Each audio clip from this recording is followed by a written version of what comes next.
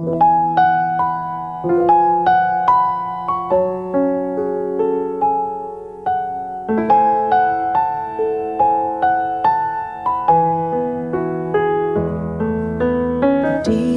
ောင်တွေကိုစားစီလို့ထားပါတယ်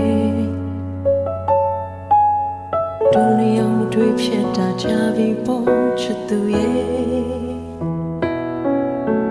ရုပ်တရားသတရားလာရင်ဒီရင်ပတ်ချီခွဲပါတယ်ဖွင့်မပြောတော့ဘူးငိုလိုက်တာကောင်းမေ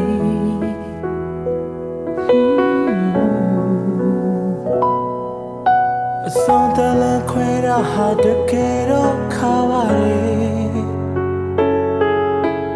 နှုတ်ဆက်တဲ့ချမ်းသာတဲ့ကံကိုပဲပြည့်တယ်